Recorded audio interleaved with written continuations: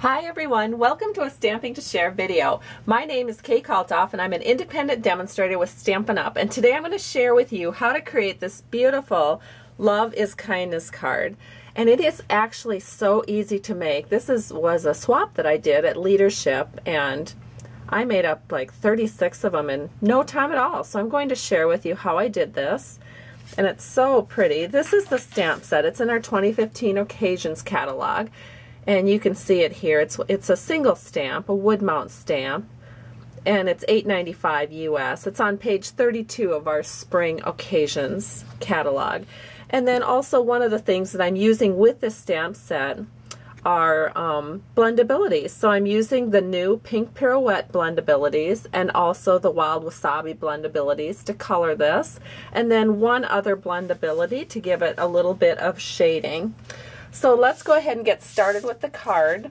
First we'll need a card base, and I have that cut at 5.5 by 8.5 and it's in basic black. I've also scored it at 4 1/4. So let's go ahead and fold this, and then we'll also use the bone folder just to give it a nice crease along the spine here so that will lay flat for us while we work with it. Then let's do the inside of the card, which is a piece of very vanilla paper. I've cut it at 4 by 5 1/4 inches. And then on the other side, I used a little bit of our typeset specialty paper along the bottom just to kind of carry the theme from the outside of the card to the inside of the card. That's cut at 3/4 by 4 inches. And then I'm just going to secure that to the inside of the card with a little bit of our snail. I'm just running it along the top edge, and then we can set this right here evenly on the inside panel of our card. So the inside is done. Now let's work on the outside. So now we're going to use a piece of typeset specialty paper from Stampin' Up! Cut at 4 by 5 1/4. This paper has sort of a newspaper-like feel to it, and it has some typing on some of the pages. This has a map on the back side and then this lovely design on the front side. And then you can see this is also a piece of the typeset specialty paper cut at 2 by 4 inches. And we're going to layer this onto this piece right here. So I'm going to do that with a little bit of snail. And I'm just going to put that along the back side. And then we're just going to set it, oh, I don't know, just so that we have it even kind of in the lower half of that paper.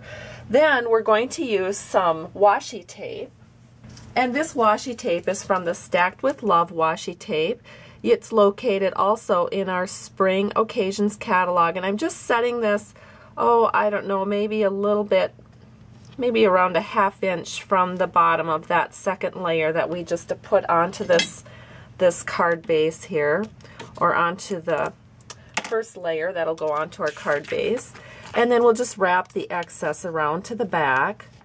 And then to secure that onto the front of our card, we can just go ahead and again use some snail. And you could use multi-purpose liquid glue as well. I just happen to have snail a little handier today. So we're going to set this right here. Oops, let me make sure that I can get this even on our card. That looks pretty good right there. All right, so we have the front of our card ready to go. Now we just need to layer our main image. So to do our layering for our main image, we need 2 pieces of paper. One is a piece of basic black paper cut at 2 11/16 by 3 15/16.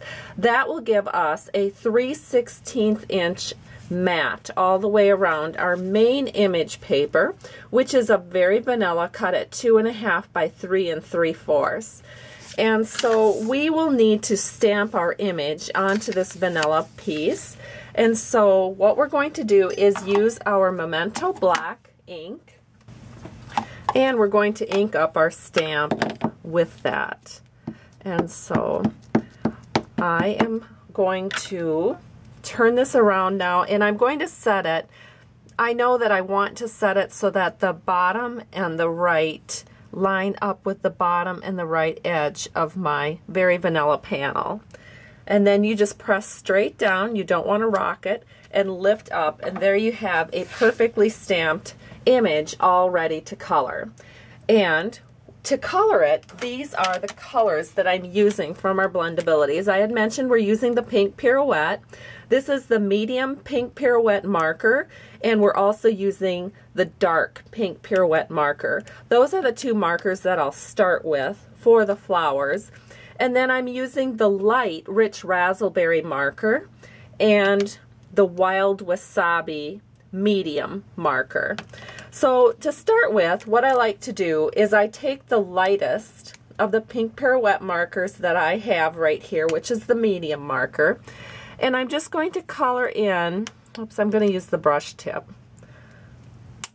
So I'm just going to color in the top part of this flower, and you can see that I'm just letting the ink, it's kind of like a paint brush, so I'm just working with the top part of the flower, and that is my first step. The second step for coloring the flower image is to take the dark pink pirouette, and I'm going to fill in from the bottom with the darker pink, and I'm just going to let that blend into the lighter pink pirouette that we put on the top. Alright, so I will give you a little close-up so you can see that. Probably doesn't show up real well in the camera, but there is some shading from light to dark. Then the last step on creating the flowers is I use the brush tip end of this rich razzleberry marker, and I'm just going to add in some really beautiful color here on the base of each of these tulips, and just kind of let it feather upward. And so that is what our flowers look like. Bring that up to the camera. Isn't that beautiful? Then the next thing we're going to do is color in the stems. So I have my medium wild wasabi, and what I do is I use the fine tip for this, and I just kind of reach in and grab those stems, and then I just color in as I go. And I'm kind of at a bad angle here to do this properly, but I want to show you how I do this. It works a little better if I can have my head directly over what I'm coloring, but then I would be in the way of the camera. So that's what that looks like. Now, rather than showing you step by step the whole thing, I already have one colored that I did previous to starting this video. So all we have to do is adhere this to our basic black panel. Now, the basic black panel, I've already got some dimensionals on that, so we can go ahead and set this right here onto our card. And I just want to make sure that the bottom right and the bottom are even all the way around. And so I can set this here, and then we're going to take snail on top of our flowers, and we'll just center that in so that we have a nice 3/16 inch of a border all the way around. And our card is complete. Here's the front of the card and the inside panel. So here's the card I've just made. Here's the card I had made previously. So I hope you've enjoyed this tutorial. Thank you so much for stopping by Stamping to Share. If you need to purchase Blendabilities or any inks or stamps from Stampin' Up!, please feel free to go to my blog at www.stampingtoshare. I always appreciate it when you support my business. Thank you so much. I truly appreciate you. Have a great day. Bye-bye.